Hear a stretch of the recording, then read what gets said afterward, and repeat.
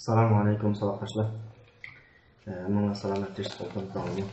Ovozim normal chiqyaptimi sadoqashlar?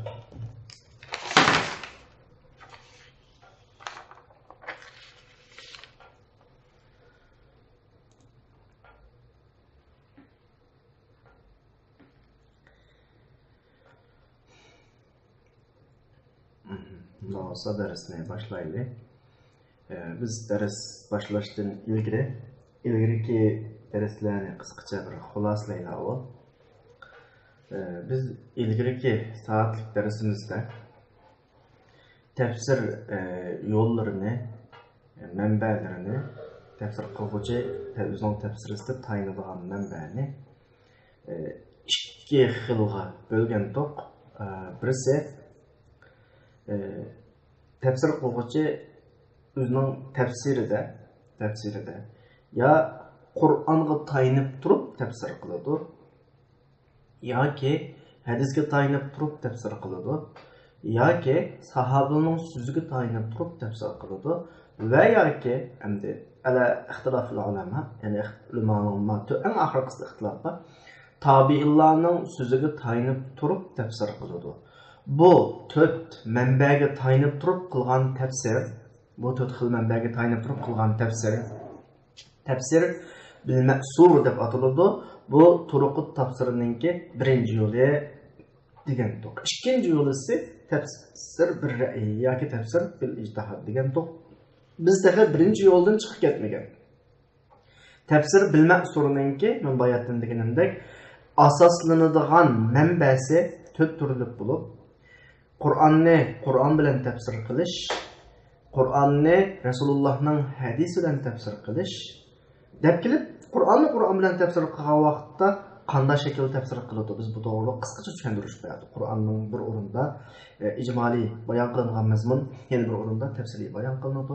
Yana bir o'rinda tafsiloti kam qolgan bir qissa yoki bir mazmun yana bir o'rinda to'liqlanadi. Deganga o'xshash bir necha misolni elib ko'rib o'tgan.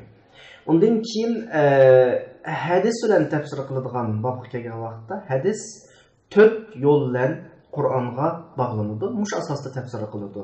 Masalan, birinchi yo'l deb kelib ijmolni tafsirlash, mubham kelgan oyatlarni izohlash. Masalan, ikkinchi yo'l Qur'onda kelgan bir hukmni qana qilish, ta'kidlash.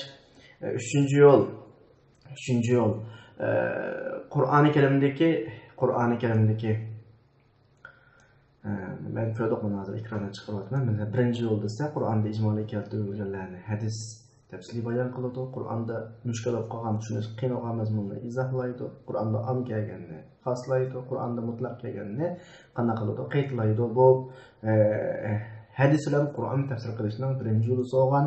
İkinci yo'l ise Qur'ondagi bir so'z yoki munosabatli bir mazmunni bayon qiladi degan. Uchinchi yo'l Qur'oni Karimda yo'q hukmni bayon qiladi degan. To'rtinchi yo'l Qur'oni Karimda kelgan mazmunni qanday qiladi?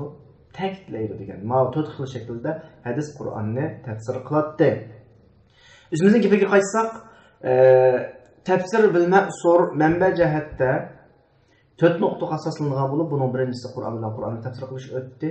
Qur'onni hadis bilan tafsir qilish o'tdi. Endi bugungi darsimiz shu to'rt manbaning uchinchisi, Qur'on yo'llaridagi tafsir bil ma'surning ichidagi to'rt manbaning uchinchisi sahoba radhiyallohu anhumlarningki Qur'onni qilgan tafsiri. Mushakalliq sadoqashlar shundaymi ya? Unda bo'lsa biz darsimizni hozir boshlaymiz. Darsni boshlashning oldida avval sadoqashlarimiz bir iborat o'qisa, arabchasini o'qib baqsa, qaysi o'qib baqsizlar, men deb ifoda bildirayotganman, men shuni mikrofonimizni ochay. Men ochgan bilan siz o'qimasanglar, bir muncha vaqtni yo'q qiladi ekanmiz. Qaysi o'qisizlar? Tamam. Ali savoqdashimiz men mikrofonni ochib o'tay. Yo'qlama qilib boshlaydi desam, yo'qlama jadvalini topolmayaptimi? Ma'brarimiz o'qib qo'yish tegib qolsa, hozir yo'qlama qilamiz, ha?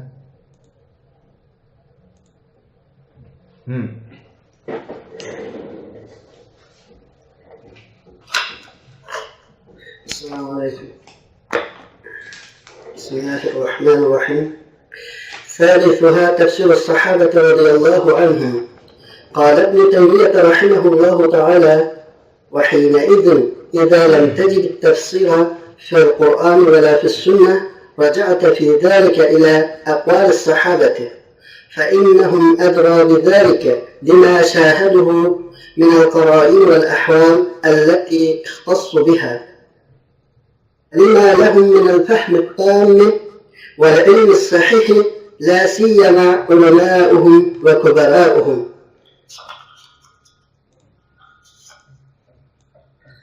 رابعها تفسير التابعين رحمهم الله تعالى. قال ابن تيمية رحمه الله تعالى: Əmdəki muvaffaq deyəndə qaysını muvaffaqsılar. Mən dana şunukunu eçiltey. Öz ixtiyarlığımdan oxuna.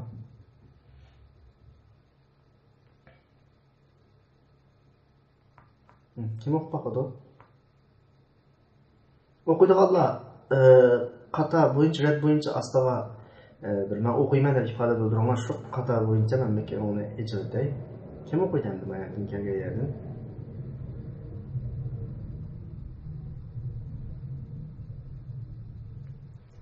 Başka ihtiyarlık valla yok yani.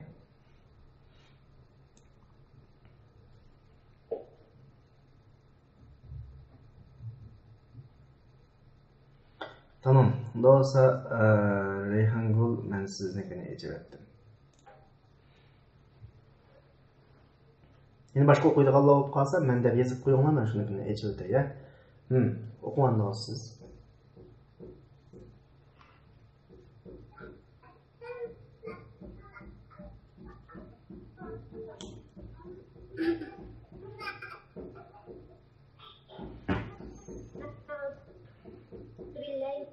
Bismillahirrahmanirrahim. Bismillahirrahmanirrahim. Rabi'uha tefsir tabi'in rahimahullah ta'ala.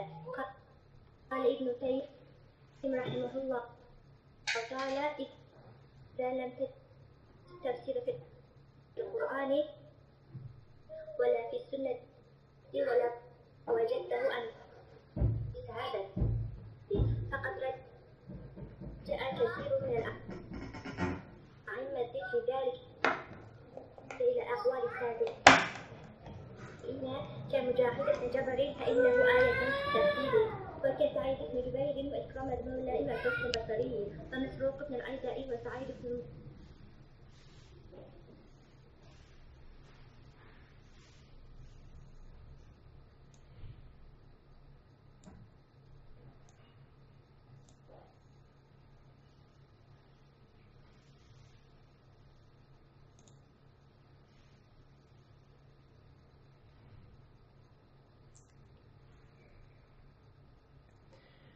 Sevin siz nekine icra ettim? Siz okun.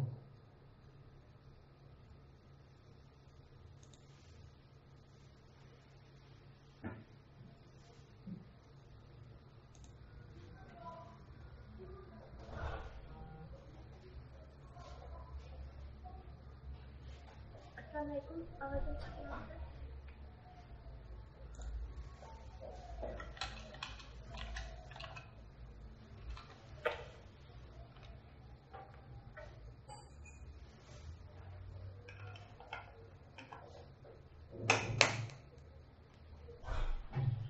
هذه هي أهم مصادر التفسير بالمأثور.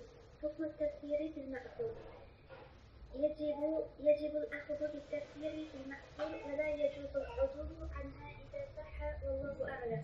ثانيا التفسير بالرأي، فالمراد بالرأي الاجتهاد وعليه فالتفسير بالرأي عبارة عن تفسير القرآن بالاجتهاد، وقد يبذل المفسر جهده وتتوافر فيه شروط المفسر فيحمده تفسيره، وقد يكون صاحب سليم أو لا تتوافر فيه شروط المفسر فيظل تفسيره.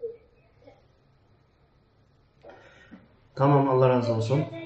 Bu kadar yeterlilik olsun. Unda olsa sağlıktaşlar biz dersimizle başlayıp gidelim. Ama cedvelerini tapdım. O sizlerden ki yo'qlamalarni bir qilib olay.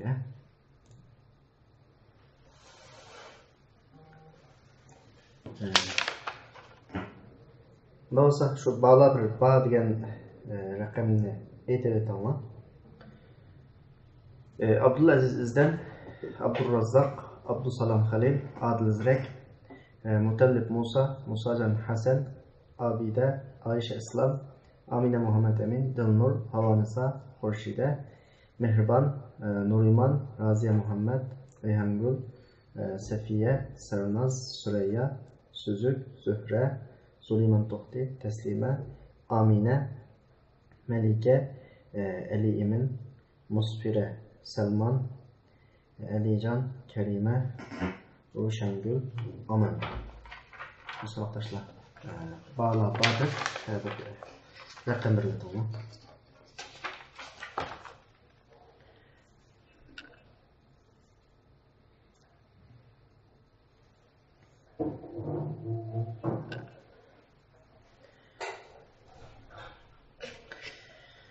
Bismillahirrahmanirrahim. Elhamdülillah ve salatu ve selamu ala Resulillah ve ala alihi ve sahbihi ve men vala amma ba'du.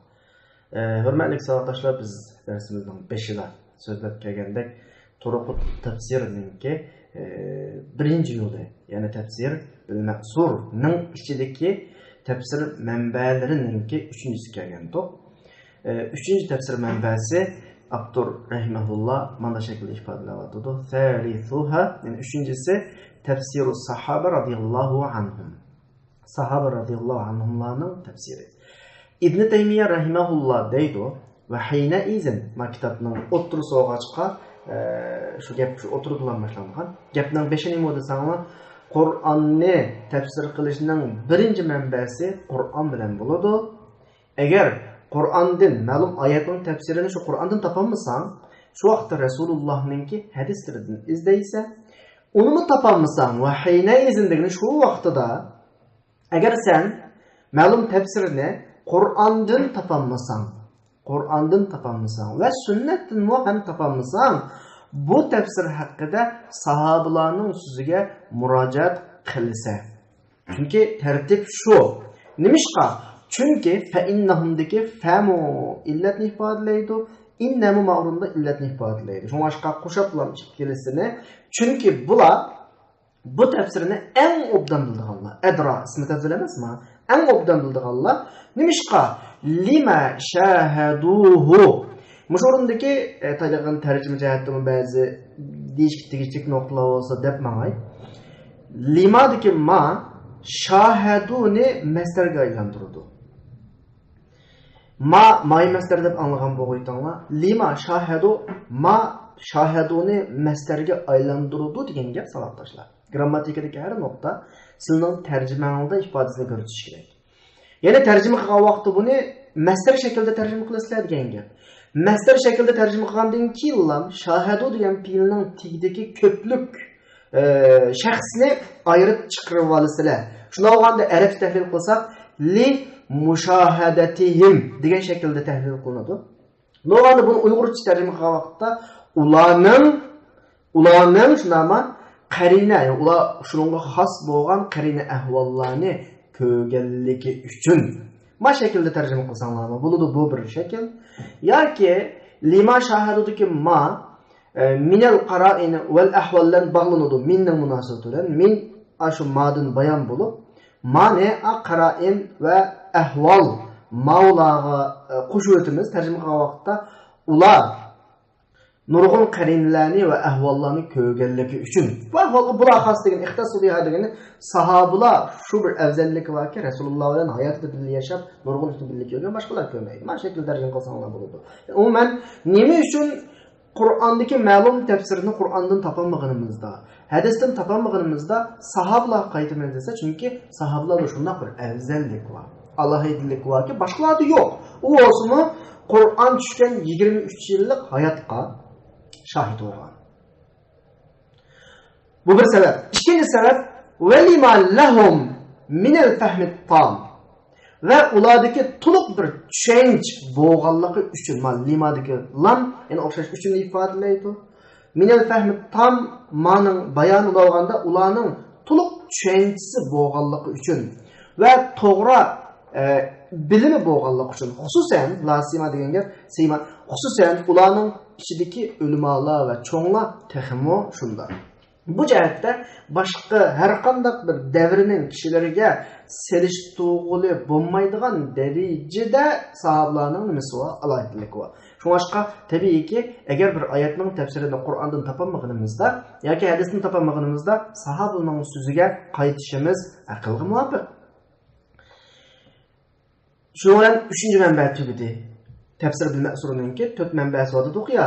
4 manbaning 3-chi tugidi. 4-chi manba hamda tabiillarning tafsiri. Ma'noda bir gapni dey, tabiillarning tafsirininki tafsir bil ma'surlarning qatoridan bo'lishi, bo'lmasligi haqida ancha-muncha ixtilof bor, lekin avtor qo'shitdi, men shu qo'shitishni tarjih qilaman. Xususan chunki bayatdan sahobalarga qanday alohidalikni, qanday afzallikni bergan bo'lsa, tabiillarning shu afzallikning ma'lum bir qismini bilamiz. Tam bilmasakmi, sahobalarda Allah razı oldu deydigan bir nimba qulda bir bundan bugungi kunda bir alohidlik var. Çünkü Kur'an'da aniq qilib sahobalardan radiyallahu anhum va radu anhu degan shaklda valaqat masalan Allah sizlardan bay'at va daraxtning ostida bay'at qilgan vaqtinglarda sizlardan razı oldu degan mazmundagi va undan boshqa Resulullahning bular haqida bergan nurg'un guvohliklari var. Kuntum hayru ummetin degan shaklda bo'lib adolat guvohliklari var. Masalan, nurg'un guvohliklar var.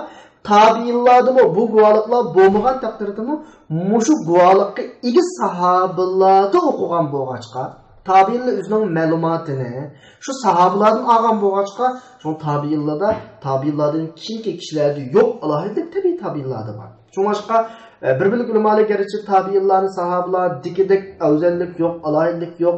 Tabiinlar qanday odam bo'lsa, biz shunday odam, biz qanday odam bo'lsak, bu shunday odamlar boshqa insonlar bilan o'xshash bo'ladi. Buning tafsirini tafsir ma'suldan qatoriga tiqmagan taqdirdami? Ammo bir-birlik ulamolar tiqidi abturmi shu shaklda tafsir bil ma'suldan qatorida keldi. Yana tafsir bil ma'sulninki manbalaridan 4-manba tabiin rahimahumullohlarninki tafsiri. İbn Taymiye rahimahullah deydi, "İza lam tajid at-tafsira fil Qur'an." Yani qaytadan keldik-da, endi dalilini bayon qilyapti. Agar sen bir tafsirini Qur'onda topolmaganingda yoki sunnat hadisda topolmaganingda va yoki sahobalardan u haqda bir narsa topolmaganingda, qana qilsa bu to'g'risida yoki bu xil shakldagi tafsir yoki bu xil ahvol ostida imamlardan ko'pinchisi tabiinlarning so'ziga qana qilgan, murojaat qilgan. Masalan, Mujohid ibn Jibrga o'xshash. Chunki ma adam tafsir sohasidagi alohid bir zot. Ma oyat degan gap insonlarga ishlatilinsa, ko'zga ko'rinib chiqqan favqulodda odamni nima deymiz? Oyat deymiz. Masalan, zamonimiz bugungi zamonda aramizdan biri bilan fiqhda ko'zga ko'rinib, zodi fiqhiy masalalarning hammani go'zal bitirib qila olgan bo'lsa, bütün millet zaten muşa adam bizning millatning fiqhlarini bitirib qila oladigan odam deb qo'l qo'ygan bo'lsa, bu vaqtda bu odamni arabchada oyada ifodalaydi. Oyat degan nima desa, ko'zga ko'ringan, ma'lum narsani bizni boshlab qo'ya oladigan bir ko'rinarlik odam degan ma'noni ifodalaydi. Shu yerda Mujohid ibn Jibr degan tafsir sohasidagi ko'zga ko'ringan bir odam, ya'ni eng oldi demakchi, birinchi numar demakchi.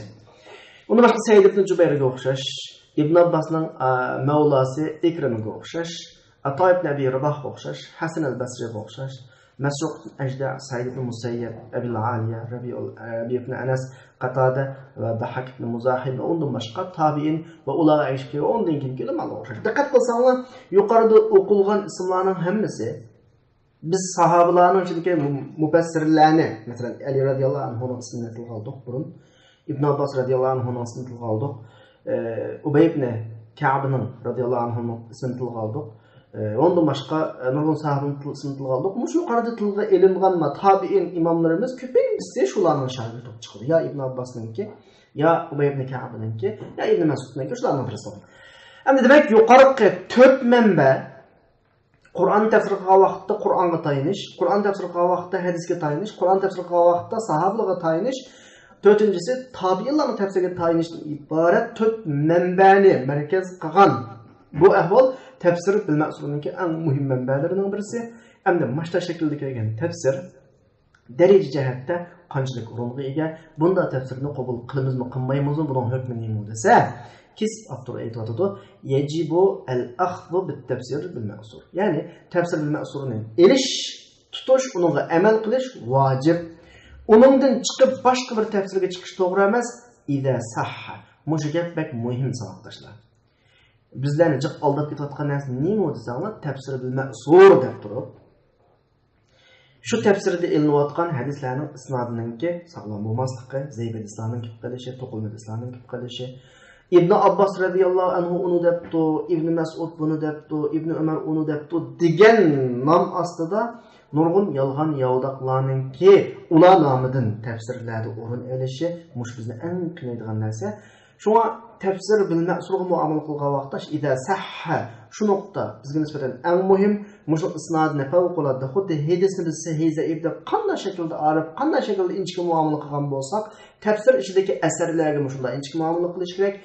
Mush ahvol hal bo'lsa, ya'ni tafsir bil ma'surdagi asarlarning isnodining sog'lomlik masalasi hal bo'lsa, bunda tafsirning oldiga bir tafsir olmaydi. Qolganini Alloh subhanahu va taolo eng obdan bilgichi. Bu tafsir, turuqut tafsirininki birinchi yo'li tafsir bil ma'surning masalasi shuning bilan oxirlashdi. Endi ikkinchi yo'l, turuqut tafsirini biz cho'ng yo'lda ikkiga bo'lgan. Birisi tafsir bil ma'surda buni so'zlab tugatdik hozir. Ikkinchisi tafsir bir ra'yi. Men davomli deb kelyapman. Tafsir bir ra'yi degan so'zning o'rniga imkon bor tafsir bil ijtihod degan. Tafsir bir ra'yi deb keliglik burundan tortib, ammo bizdagi Uyg'urcha bir odam o'zining ra'yini o'tirib qo'ydi. Ra'y desa shuni o'ylayman, hech qanday dalil pokitsiz ko'ngilga shunday kelib qolgan bir gap so'zlar ifodasini ifodalaydigan bo'lg'achqa bu tafsirining kursini tushiruvchi bu tafsir bir ra'yi desa. Ammo o'qimishli odamlarga nisbatan cho'ng masala yo'q. Masalan, tushungan odamlarga nisbatan cho'ng imkon bor tafsir bil ijtihod deyishga. Chunki maqsad bu yerdagi ra'ydan maqsad qanaqadir odamning o'zining ra'yi emas, ijtihod maqsad. Agar ra'ydan biz tushungandek haliqraq ra'y bo'lib qolsa, payg'ambar alayhisolatu vasallamningki "Man fassara al-Qur'an bi ra'yihi bi ghayri ilmin falyatabawwa maq'adahu minan nar" degan hadisga chiqib qoladi tabiiy. Qur'onni o'z ra'yi bilan ilmsiz tafsir qilgan odam do'zaxning o'rnini hozirlab qo'ysin dedi-ya. O şekilde olmaz bu tefsirni butunlay qabul qilib olmaydi. Lekin bu yerda hozir so'zlayotgan tefsir biz qabul qilib bo'ladigan tefsirning yo'llarining bir turi. İsmi tefsir bir ra'yi. Ama ma'nosi tefsir bil ijtihod. Shu shaklda tushunishimiz kerak. Buningga asosan degani bu yerdagi maqsad ra'yidan ijtihod deganga asosan tefsir bir ra'yi degan nima desa, Qur'onni ijtihod bilan tefsir qilishdan iboratdir. İctihad bilen tefsir qilish demek, avval bir odamda Qur'on haqida izlanish uchun hazırlanishlik shakli hazırlanishlik savoqdashlar. Ya'ni Qur'on ishlatgan arab til uslublarini mukammal bilish kerak. Arab til deganimiz nuqul bizning kalimamizga o'rnashib olgan durus lug'atning ikki qismi ya u falan emas. Arab til degan arab tilining shu mukammal ifodalash shakllaridan tortib uning sarfi bilan, nahvisi bilan, adabiyati bilan, balog'ati bilan va ta'birotlari bilan zaten muşu Arap tilde sözlügüçi yoki yozg'uvchi yoki mush jumlani deguchi jumlaga nima maqsadlarni singdirdi, nimalarni iroda qildi, shuni tushungudek darajada arab tilini bilish bu oldingi shartda masalan mufassirninki. Ondan keyin shariat ruhini bilish kerak, maqosidni shariatni bilish kerak, islomninki 5 asosiy kulliyatlarini tushunish kerak, boshqa tafsirlarni xabar bo'lish kerak, hadislarni bilish kerak, fiqh bilish kerak. Demak, uning birmuncha hozirlashga tegishli sharti bor uningki. Ba'zi kitoblarda tafsir o'tirib qo'yiladilar. Mush shartlarni hozirlangandan keyin uningda Qur'onga shunda qaragandan keyin o'zi o'rgangan diniy bilimlar, tushungan diniy prinsiplar va o'zidagi arab til iqtidori bilan oyatdan bir narsa chiqadi uningga. Ve o'zining yashagan jamiyatidagi ko'rgan ba'zi ahvollari bilan qo'shilib bir mazmun oladi. Dan shu mazmun tafsir bil ijtihoddir. Shunga Abdurrahimulloh deydi. Mufassir o'zining tirishchanligini to'liq berishi mumkin. Va shu mufassirningki shaklari to'liqlanishi mumkin. Shu vaqtida, fayyuhmat degan shu vaqtida bunda adamın tefsiri menhiyelenidi. Bu tefsir bil ijtihodning maqbul shakli. Vaqad yakun ve bunda tefsirchi o'zining xohishi sahibi bo'lgan tefsirchi bo'lib qilishi mumkin. Fil mudoraning oldiga qat kelib qolsa, ehtimol mumkin deb tarjima qildik ya. yoki buningda mufassirning shartlari uningda to'liqlanmasligi mumkin. Shunda ahvol ostida bir odam men tafsir qildim deb o'rtaga chiqsa, bu odamning tafsiri sökülürdün gap rad qilinadi. Unda mushu gapning o'zidilan bihada va bihada shu oshkor bo'ladi-ki, tafsir bir ra'yi ikki qismga bo'linadi. Birinchisi tafsir bir ra'yil mahmud, ya'ni madhiyalanadigan, qabul qilinadigan, ijtihodlan qilgan tafsir. İkincisi tafsir bir ra'yil mazmum, ya'ni ayıplanadigan ra'y bilan qilingan nima tafsir.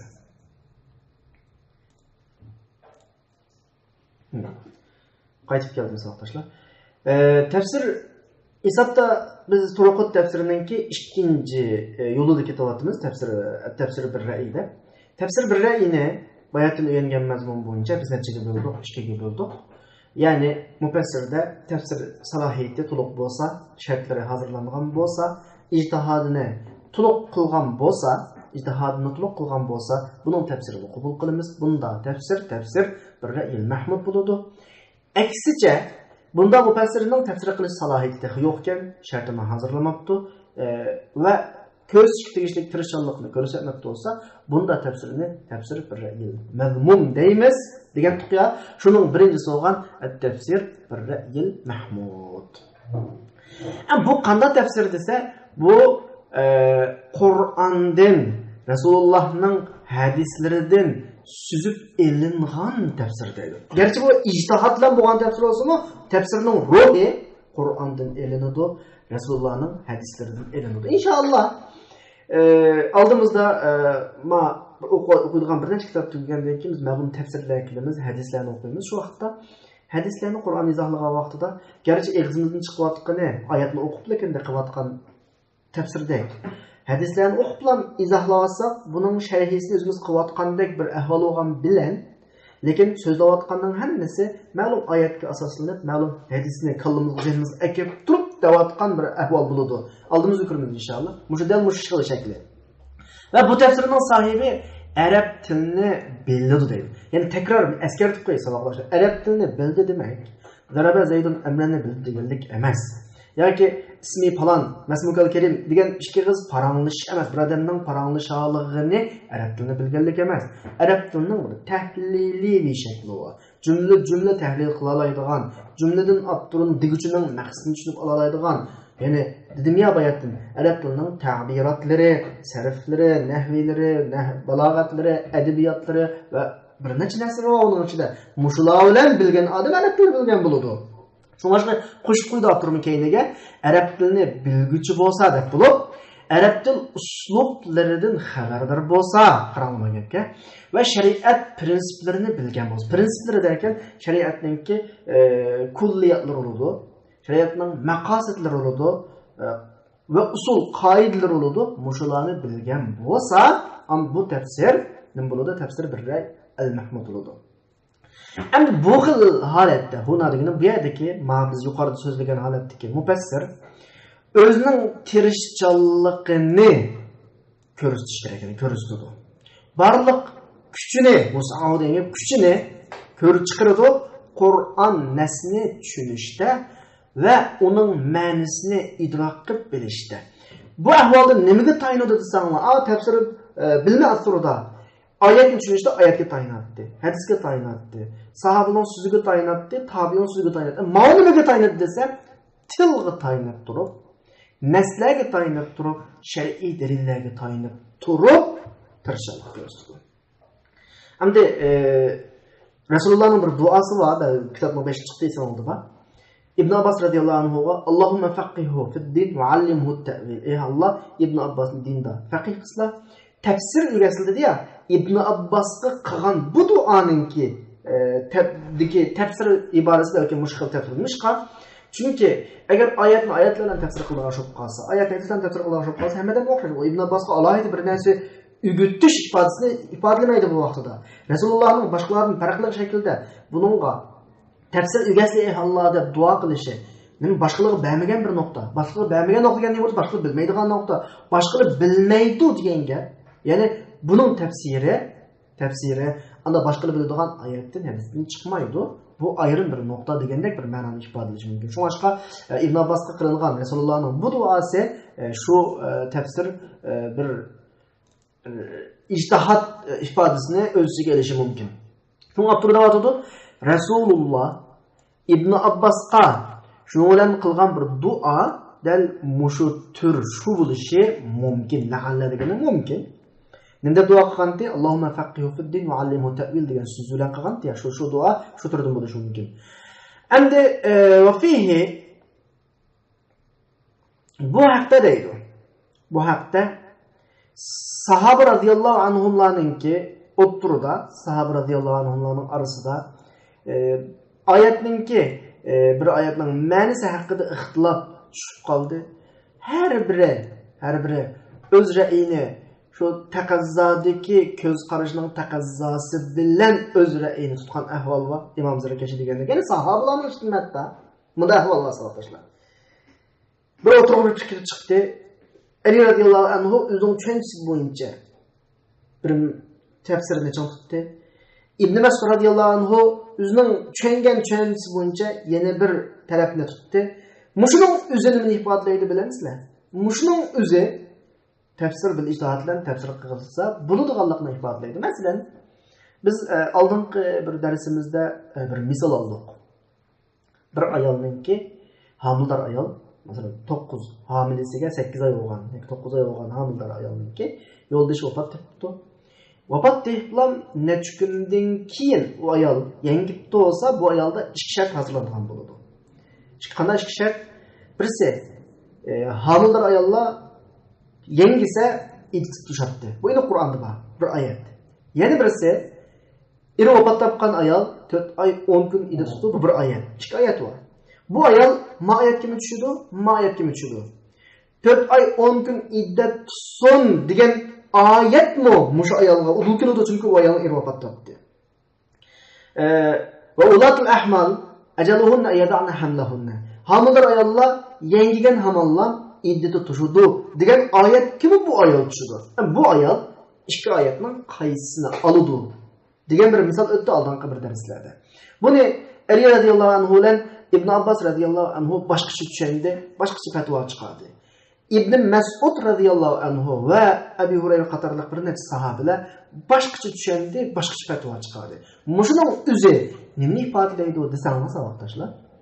Qur'onni salohiyati to'shqan kishi ijtihadi bilan, o'zi bilgan arab til va uslublari bilan, o'zi tushungan diniy ma'lumot bilan, o'zi tushungan dinning maqosid, kulliyotlari, prinsiplariga, qoidalariga asoslanib turib tafsir qilsa bo'ladiganlikni ifodalaydi. Buni Imom Zarkashi o'zining kitobida ham tilga olgan. Imom Zarkashi ulumul Qur'on sohasidagi ko'zga ko'ringan ulamolarning birisi, gipi bu sohada dalil bo'la oladi. Endi hisobda ikki xil tafsir chiqdi oldimizga. Tafsir bil ma'sur, buni so'zlab o'tdik. Hozir so'zlayotganimiz tafsir bir ra'y bil ijtihod. Tafsir bir ra'y deganning o'zidan quloqimizga bir qanday anglab saqlashlar. Xuddi ra'y bilan tafsir qildi degandek-ku.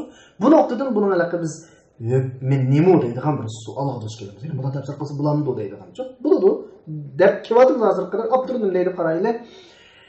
Ulamolar rahimahumullohlar tafsir bir ra'yini to'g'ri deb qaradi.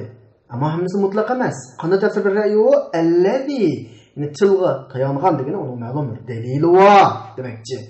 Shariat naslariga tayangan ma shakldagi, ya'ni bayon bilishga ayirdik ya, tafsir bir ra'yi mahmud, tafsir bir ra'yi mazmum deb mahmud bo'lganini ulamolar qilsa bo'ladi deb ma shaklda durust chiqadi. Bularninki shu tafsirni qabul qilishga nurg'un dalillar bor. Bu dalillardan birisi Qur'oni Karimda Alloh subhanahu va taolo Qur'onni tushunishga oson qildi. Qani vaznasiyat ilib tushunuvchilar bormi dedi. Bu oyatni Alloh maxsus sahobalardan, Rasulullohdan, tabiinlardan gap rivoyat qilganlar tushunmagan bo'lg'aydi. Qur'onning ummati olgan butun odamga tushgan bo'lg'aydi bu oyat.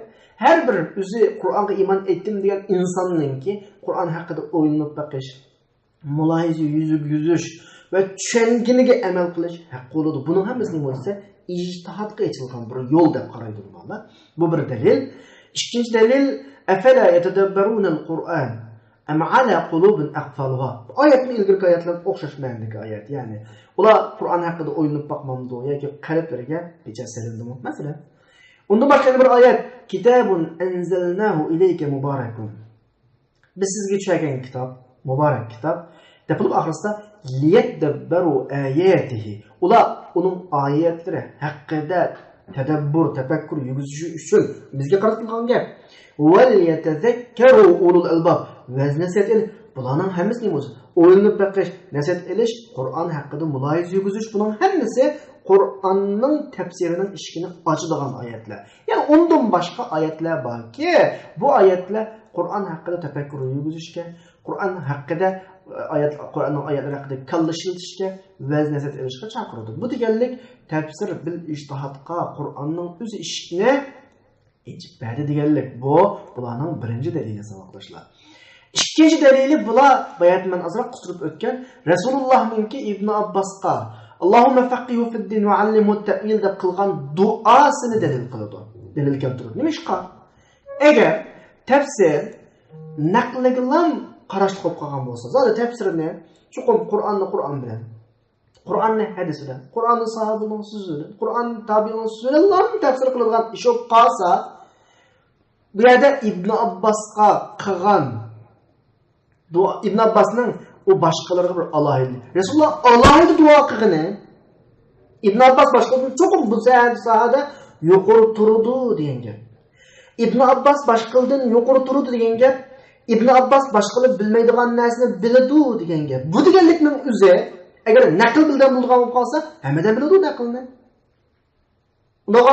Ibn Abbosning boshqalardan nima farq bo'ladi? Farq bo'lmasligi kerak, lekin farqi borligini ifodalaydi bu duo. Anavandaki bu şunu ifadelaydi ki bu yerdeki maksat naql ve anlaştığın başka bir iş. O olsun mu? Del tefsir, ra'yi ve ijtihad savaşlar. Bu ikinci delili. Mabilenin vakili cenava delil. Üçüncü delil. Bula yani şunu delil kılışıdı. Bula şunu delil kılışıdı. Sahaba radıyallahu anhumla Kur'an'ın tefsiri hakkında bir qancha xil yollarda ixtilof qilishga ahvollar. O'xshamagan ko'z qarashni akaga ahvollar. Bayat meseleki depedim Ali radıyallahu anh olan İbn Mas'ud radıyallahu anh olanki bir ishki ayet haqidagi o'xshamagan ko'z qarashni. Mana buning o'zi tafsir ularning ijtihodidan degan ifodalaydi. Agar ijtihod qilish to'g'ri bo'lmay qolsa, naqliga ham tayinlab olib qolsa, bular asla ixtilof qilmaydi. Navganda mushu yuqorqi dalil bayon qilgan dalillar bilan shu oshkor bo'ldiki, tafsir bir ra'yil mahmud durustur. Shunga Ibn Taymiyo rahimahulloh deydi. Ammo kimki tafsir haqida, yani tafsir demakchi bu yani. Kimki tafsir haqida shuningdan bilinadigan, mayli lug'atan bo'lsin, shar'an bo'lsin degani tilni obdan bilsa, shariatni obdan bilib, bilgan gaplar bilan so'zlasang, tafsir qilsa, uningga hech haraj yo'q. Bu yerda haraj yo'qlam emas, vojib shuni tafsir qilish. Agar bir odam arab tilini voyaga yetkazib biladi ekanki, Qur'onga qarasa bir narsa tushunadi ekan Qur'onni. Shariatning ruhini bildi ekanki, oyatlarga qarasa oyatlarning maqsadining nima ekanligini bildi ekan. Bu ahvolda turib, men bu oyat haqida hadisni ko'rmadim, oyatni ko'rmadim, sahobadan anglamadim, men tafsir qilsam bo'lmaydi deb o'tirsa, bu odam bilginni yushaga odam bo'ladi, uchun oyatga bo'ladi. Tafsir qilishi la haraj emas, vojib unga nisbatan. Yuqoridagi bizning so'zimiz asosan Mahmud tafsir haqida bo'ldi. Endi keldik tafsir bir ra'yil mazmun. Buni atalg'usidan chiqib turibdi savoqdoshlar. Ayıplanadigan degan gap, yana bu qabul qilinmaydigan degan gap. Tabiiyki Rasulullohning bir hadisida yetarli, "Man fassara al-Qur'ana bi ra'yihi bi g'ayri ilmin." Kimki Qur'onni o'zining ra'yi bilan ilimsiz holatda tafsir qilsa, "Falyatabawwa maq'adahu minan nar." An ig'ri tahdid. Do'zaxdan bir kishilik o'rnini olib qo'ydim desin. Degan mazmundagi hadis ya. Undan keyin bu yerda maqsad qilingan nima desangmi, faqat shaxsiy ko'z qarash ve xohish bilan qilgan tafsir. Bu qanday tafsir desa, hech shariat naslariga tayanmaydigan. Ma shakldagi tafsir, mushtacha. Biz ko'pincha vaqtda, bizning Uyg'urchilikda hozir bularmi bugungi kunda mujdadalash, ixtilof, har adam o'zining yo'lini to'g'ri deb bozorga soladigan, bugungi kunda mush tafsir ahvollari kitob bo'lib yozilib chiqmasin, og'zimizdan har zaman to'kilib turib savoqdoshlar. O'zining ishiga o'zining fikriga oyatlar unumay oyatlarning bo'ynini to'lg'ab turib qana qilayotgan ekilayotgan. Buni mening qilayotgan ishim ma oyatdagi ma mazmun deb, ashum oyatdagi mazmunlar gerçi udul kendisinin özür udulu. Muşun hemisi tefsir bir ilmezmi? İnsanlı bolsun köp hallarda qanda adamdan kep çıkıdı desanlar, birisi ağır derecede müteessip adamdan kep çıkıdı. Yani özünün fikri zaten to'g'ri olsun, xato olsun, men gap deydigan. Bid'atchi, andinkin xato bir iqimdagi tip bo'lgan, o'zining iqimiga favqul adda boshqalarni chaqirish istikva odamda bunday ahvol kelib chiqadi. Chunki bunun kallasiga bir fikr o'rnish bo'ladi avval. Bular haqiqatni izlashni o'ylamay, avval kallasidagi fikrni boshqalarga dalillik ko'rsatish uchun dalil izlaydi. Qur'on hadis nimdetdi? Men shunga qarab agish menga emas, mening degan gapimga Qur'on hadisning dalili bormi deb mangadi. Ma tushmasa qap qo'ydi. Bunda shaqqday uni tashlab qo'ydi. Ammo ma oyat sal yaqinlashib ahmaq qilib bo'lsa, bilan oyatning bo'yini to'lg'ab bilan akab chekib baqlab o'zining fikri qatorida o'rtaga qo'ydi. Bu shakldan o'rtaga chiqdi bu xil shakldagi tafsir. Qur'onni faqat o'zining ra'i bilan tafsir qiladigan ko'pincha kishilar kim bo'lsanglar, bid'at ahli va xato mazhab ahli. Bular botil ko'z qarashlar, azg'un fikrlarni avval kallasida e'tiqod qilib o'ylab oladi. Bu fikrlarning, bu ko'z qarashlarning hech bir dalil, hech bir tayanchi yo'q. Sanad degan tayanch, dalil degandir. Ondan keyin bular shu o'zining xato ko'z qarashlariga Qur'ondan dalil akamakchi bo'lishadi. Nasla, Qur'onning oyatlari bularga bo'ysunmagandan keyin oyat bular kelmaydi-da. Ular bo'lgan ko'z qarashga bo'ysunmagandan keyin qanday qildi desanglar, shu oyatlarni o'zlarining ko'z qarashlari bilan tafsir qiladi va oyatlarni ehtimol kelmaydigan mazmunlarga apiradi. Hamaduha degan apiradi. Xud Ibn Taymiya rahimahulloh bular haqida degandaki, manda odamlar, misli deganga mana o'xshash manda odamlar ma'lum bir fikrni avval o'ylab oladi. Ondan keyin Qur'onning alfozlarini shu fikrga ibbarudu hamala deganga ko'tarib apadi degan gapchi bor. Ularninki ne sahabalardan, ne sahabalarga ergashganlardan, ihson bilan yaxshilik bilan ergashganlardan yoki mufassirlarning imomlaridan ne ularning ra'yi, ne ularning tafsirida bir dalil yo'q. Salaf degan gap ulardan olgan bir narsaga dalil yo'q. Ya'ni hech bir dalilsiz holatda bular tafsirga tushadi. Endi bu xil tafsirning hukmi nima? Buni mencha yuqorqi ahvolni anglagandan keyin oramizdagi shu an sinfda dars anglayotgan har qanday sohasini deyali tabiiyki harom. O'zining shaxsiy ko'z qarashi bilan tafsir qilish tabiiyki haromda. Bu xildagi tafsir harom, la yajuz, to'g'ri emas. Ibn Taymiya rahimahulloh deydi, Qur'onni ra'i bilan tafsir qilish haromdir. Buning haromligiga Qur'ondan, hadisdan, sahobaning so'zidan, tabi'illardan ma'lum dalillar ko'p. Masalan, Qur'on anglab o'taylik. Ve qiyin emas degan mazmunlar. Qur'ondan kelgan dalil birinchisi wala taqfu ma laysa laka bihi ilmun. Men bu oyatni sizga tushuntirishning oldida qaysinglar wala taqfu deganninki ma'nosini va sarfiy qurilmasini ma'lum qilasizlar. Wala taqfu mazi bilsa nima wala taqfuninki ma'nosi nima? Qaysinglar qilasizlar? Ovozda deyman desanglar bo'ldi yoki xat yozadigan yerga arabcha yozsanglar bo'ladi, arabcha yozsanglar normal tunuydi. Kim de piralaydi bu wala taqfu degandagi taqfuning ma'nosini. Buning mazifasi nima? Ma'nosi nima? Bir savoqdishimiz to'xtalmag'in deb tarjima qildi. Mushtarishimga qo'shildiganlar bir harfini, qo'shilmaydiganlar ikki harfini yozinglar. Bir son, qo'shilmaydiganlar ikki sonni. Ali ibn qarindishimiz qo'llamaydi ekan. Dilnoq qarindishimiz qo'llamaydi ekan. Qani qo'llamaydiganlar dalilni deb taqing. To'xtalmag'in bo'lsa, ma'nosi nima bunda bo'lsa?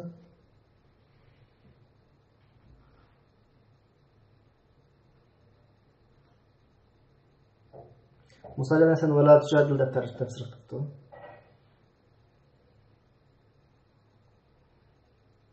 Tamam qardoshlar. Ko'p sonliq shu o'quvchilar wala taqfu degan tilda xatolashidichu. Saboqdashimiz buni ko'pincha vaqtda waqafa, yaqifu fildan chiqiriblar wala taqfu deydi. Halbuki waqafa, yaqifun chiqsa wala taqif shaklda bo'ladi. Nafi o'qasa wala taqif bo'ladi. Bir savoqdishimiz qafa debdi, qafa emas, bu qafa yaqfudan chiqadi. Da'a yad'uga o'xshash, va la tad'uga o'xshash, va la taqfuru. Ya'ni ergashma degan ma'noda. Hani bilmagan narsaning keyindan mangma degan gap. Cho'q bilmagan narsaning keyindan mangma ergashma degan ma'noda. Ammo mazmun jihatda bakkiroq qilishim ketmadi. Ya'ni ra'i bilan tafsir qilganlik Allohga bilimsiz gap qilganlik bo'ladi bu bir dalil. Va an taqulu ala Allohi ma la ta'lamun. Bilmagan narsalarni Alloh nomidan demanglar bu ikkinchi dalil. Kishilarga tushirilgan oyatni bayon qilib berishni uchun degankin tafsir asli bir manbaga tayanishli dalil bu shuni. Demak, bu yerdagi bayon Rasulullohga nisbatlanadi bu bir dalil. Bu Qur'ondan chiqqan tafsir bir ra'i mazmunning haromligiga dalil. Hadis dalillarni ko'rib o'taylik. Ibn Abbas radhiyallohu anhu Rasulullohdan rivoyat qilgan bir hadisda kimki Qur'on haqida ilmsiz gap qilsa, o'zining o'rnida do'zaxni hozirlab qo'ysin dedi. Yana bir hadisda kimki Qur'on haqida o'z ra'yi bilan gap qilib, to'g'ri degan taqdirda u odam xatolashgan bo'ladi. Chunki prinsipda xatolashdi, gapni to'g'ri desimi degan bo'ladi. Sahobalarning so'zidan tafsir bir ra'yiningki haromligiga chiqqan dalil Ibn Taymiyya rahimahulloh ba'zi ahli ilmlardan Rasulullohning sahobalari ichidagi va ularning boshqa shu rivoyat qilindiki, bular Qur'onni ilmsiz tafsir qilinish haqida qattiq ching turgan deydi. Shaddadu fi ayyufassara. Tafsir qilinish haqida pek ching turgan deydi. Shuning qatoridan Abu Bakr Siddiq radhiyallohu anhu bir gap bor. Qaysi zamin meni ko'tira, qaysi osmon meni qo'yniga ola, tudilgan gap menga sahiy tashlar degan gapchu. Agar men Allohning kitobida bilmagan narsani desam, yana bir rivoyatda agar men Qur'onda ra'yim bilan desam yoki bilmagan narsam bilan desam degan shaklda keliglik. Ibn Umar radhiyallohu anhu Munbar ustida va fakihata va abba deb oyatni o'qib bo'lib, fakihatni ma'nosini bilmas, ab degan nima deb bilib, o'z-o'ziga murojaat qilib dediki, "Voy, bu degan bu bak zo'rlab ketish, unda qilma, bilmagan narsani qo'yib qo'ysang bo'ldi ya Umar" deb o'z-o'ziga xitob qilib ketgan. Ibn Abi Mulaykadan rivoyat qilinib, Ibn Abbas radhiyallohu anhu bir oyat to'g'riliq so'raldi. Agar u oyat to'g'riliq sizlarning oranglardagi ba'zi usullar qolsa, qolgan gapni deydi, lekin Ibn Umar u to'g'risida Ibn Abbas to'g'risida uni degan Ibn Taymiyya buni sahih sanad degan. Bir odam Jundub ibn Abdullohdan Qur'ondagi bir oyat haqida so'raldi, dediki: "Uharriju alayk in kunta musliman lamma qumta anni aw qala anta jalisani." Endi xafa bo'lsangiz, agar siz musulmon bo'lib qolsangiz, sizni haraka qilib qo'ydigan bo'ldim, qisab qo'ydigan bo'ldim, men deyolmayman. Men uni qo'pib ketsangiz, mendan chiqib ketsangiz, anta jalisanga men bilan o'ltirmasangiz, men bilmayman bu gapni degandek bir mazmundagi tushuncha, ya'ni bu sahobaning orasidan chiqqan, sahobalardan chiqqan Qur'on raisidan tafsir qilishning haromligi haqidagi mazmunlar. Tabiinlarning so'zlaridan akaysak, Yahya ibn Sa'id ibn Musayyabdan rivoyat qilib deydi, bu ibn Musayyab Qur'ondan faqat o'zi biladigan, ma'lum degan gap, uningga bilinadigan mazmunlar haqida so'zlaydi. Shafiy deydi, hammasi Qur'on tabiinlarga mufassirlar. Qur'onda qanday bir oyat o'qib qolsa, men u oyat haqida so'g'an degan gap, so'g'an, lekin bu tafsir degan Allohdan rivoyat qilish deb, o'zining anda boshqalardan o'rganmay turib bir narsa demaydiganligini ifodalagan. Masruq deydi, tafsir qilishdan saqlaninglar. Bu degan Allohdan rivoyat qilish degan. Abdullah ibn Muslim ibn Yasar dadasidan rivoyat qildi. Allohdan so'zlasang to'xtab qol. Hattoki oldiga kelib obdan qara, o'zanchaqlab so'zlab ketma demakchi. Ibrohim ibn Naxay deydi, bizning ashoblarimiz degan ustozlarimiz degandek ma'noda, ya'ni atrofdagi ulamolar demakchi. Tafsiridan qo'rqatdi, ansiraydi degan mazmun. Demak, mushular mana ulamolar rahimahumullohlar Qur'onni ra'i bilan tafsir qilishning haromligiga keltirgan bir qism dalillar. Abu Ja'far at-Tabari, Imom Tabari demakchi, deydi, mushu xabarlar, yuqoridagi asarlar demakchi, bizga deydi, biz yuqoridagi tuanda demakchi bo'lgan gapimizning to'g'riligi bo'lgan dalil, u o'smi nima desa, Qur'onning oyatlarini tafsir qilishdan iborat bu ishini, uning ilmi bilinmagan bir shaklda. Uning ilmi faqat Rasulullohning bayonining nas bilan bilinadigan yoki shuningga dalil faktlarni tiklab turish bilan bilinadigan bunday oyatlarni bunda bilimga ega bo'lmasdan turib qana qilish, tafsir qilishdan iborat bo'lgan ish. Bu degan har qanday bir odamning bu haqda o'z ra'yi bilan so'zlashi bunda to'g'ri emas. Balki bunda oyatlarda gap qilgan odam o'z ra'yi bilan haqqancha shu oyatlarda haqiqatni topgan taqdirdami xatolashib bo'ladi. Chunki shu odamningki shu oyatda o'z ra'yini deganlik sababidan deydi. Shuni xatolashgan bo'ladi. Ibn Taymiyya rahimahulloh deydi, yuqorqi sahih asarlar va shunga o'xshagan salaf imomlardan kelgan asarlar hammasi endi tafsirda ularning ilmi yo'q gaplar bilan gap qilishning qisilganligiga qartildi. Ammo Kimki shu tafsiridan bilinadigan mazmunlar bilan so'zlasa, mayli lug'at jihatdan, shar'iy jihatdan bo'lsa, buning hech qisqilish yo'q. Şoňaşqa Mao imamlar we ondan başga imamlardan tafsir haqida nurg'un rivoyat qilgan. Endi bular oy tafsir qilmaymiz deyotgan, o'zi tafsir qilgan deb qolmanglar. Bu yerda o'tirishsizlik yo'q. Chunki bular o'zlari bilgan mazmunlar haqida so'zlagan, bilmaganlaridan jim turgan. Bilganlarini so'zlash, bilmaganlarini jim turish hadamga vojib. Bilib turib so'zlamasa jinoyat, bilmay turib so'zlab qolsa ham xato. O xuddi bilmagan narsadan jim turish vojib bo'lgandek, bilganni so'zlash ham vojib. Shuningdek, yuqoridagidek so'ralgan, o'zi biladigan mazmunlar ichida so'ralganlarda gap qilish ham bo'ladi, vojib bo'ladi. Nimishqa li tubayyinunnahu lin-nas. Qur'onda bizga bayon qilib turganlar kishilarga dedi, yushamanglar dedi. Shu ikki muhim nuqta bor. Birisi bilganni so'zlash, yana birisi bilmagandan jim turish. Bu ikkisi vojib. Bilmaganni so'zlash harom, bilganni yushirishning o'zi ham nima harom. Undan boshqa nurg'un yo'llardan rivoyat qilingan hadisdagi mazmunlar jihatidagi kimki bir bilimdan so'ralsa, shuni yushasa, qiyomat kunisi uning og'ziga o'tdan bo'lgan yugan chulvur silinadi, yugan silinadi degan hadis bor. Bu shu hadis tufaylidan bilganni yushirishning o'zi ham harom, bilmaganni deyishning o'zi ham harom. Deb bo'lib, da'vatdir. Imom Navoiy rahimahulloh deydi, Qur'onni ilmsiz tafsir qilish harom bo'ladi. Ve Kur'an'ın ma'nosi haqida ahlidan bo'lmagan kishi uchun gap qilishmi, bu haqdagi so'zlarmi ham harom bo'ladi deb bu haqdagi hadislar intayin ko'p. Buningga ijmo qanaqaliq chegiliklik. Ammo Qur'onni ulamolarning tafsir qilishi to'g'ri, ham go'zal ish. Ijmo ham buningga chegiliklik deb deydi. Ammo kimki Qur'on tafsir ahlidan bo'lmasa, mishqa o tafsirning vasitalarini o'ziga mujassamlamaganligi uchun bunda odamga tafsir qilish haromdir. Lekin u odamningki shu tafsir ahlining ichidagi ishonchli kishilardan tafsirni naql qilish huquqi bu. Naql qilsa bo'ladi.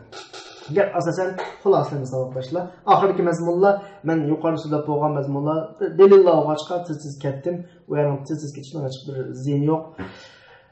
Endi mushu bilinsa Qur'on va Qur'onning tafsiriga jur'at qilishdan qattiq hazar aylash kerak. Al-hazar, kullal hazar degan gap qattiq hazar aylash kerak. O'zining ra'yilari. Yana odam bir aram bo'ldi, kam yahizu finnas degan gap ko'nglidagi bir aram bo'ldi odamningki. Yana biz nurg'un kishilarningki Allohning kalomini tafsir qilishga jur'at qilganligini ko'rgan vaqtimizda ko'ngli bir aram bo'ldi. Bular buningga hech bir hisobni qilmaydi, xiyoldan kirib chiqmaydi. Buning bir hisobi deb o'ylamaydi, hisobni o'ylamaydi. Bularning tili azroqmi g'achlashmaydi, kekalashmaydi deb bunda kallasi bilmagan yerlarga kelgan vaqtda odam azroq g'achlashda insof bo'lib qoladi, lekin bular yo'q. Ularning qalblari titrabmi qolmaydi. Xuddi ular Qur'onni bir butun ilm jihatda o'z ichiga bo'lgandek, Qur'onni biladigan kishilarning qatorini bilib bo'lgandek bir holat bor ularda. Bularning ichidan shunda bir odamlar borki, oyatni tafsir qiladi. Agar bu oyat Abu Bakr radhiyallohu anhu to'g'rilangan bo'lsa, payg'ambardan qolib qolsa, mush ummatning eng yaxshi odamga va kishilarning ichidagi Rasulullohga eng ko'p hamroh bo'lgan odamga, Qur'onni eng obdan biladigan kishiga to'g'rilangan bo'lsa, valla uridat alayhi. Deytdiki, agar men Qur'onda ra'im bilan yoki bilmaydigan mazmun bilan so'zlasam, qaysi osmonni qo'yniga oladi? Deydi, qaysi zaminni ko'tardi deydi. Mushuna darajada haq Qur'onga jur'at qilgan bo'lib ketdi. Kishilarning ma'lum birisi Qur'onni tafsir qiladi. Agar bu tafsirni Umar radhiyallohu anhu anglab qolsa, o'zining qamchisi bilan uni toza salaydi. Vallohul musta'an. Alloh hammalarga insof ato qilsin degan duosan oyoqlashtirdi. Shuning bilan bizning bugungi darsimiz oxirlashdi. Kelasi darsimizda manhaj tafsirini boshlaymiz. Tushunmagan taraflarni so'rasanglar bo'ladi. Bo'lmasa darsdan tushishimiz va oxiru da'vana alhamdulillahi robbil alamin. 5 minut atrofida men savolimni olib qolsa saqlayman. Allohga omonat.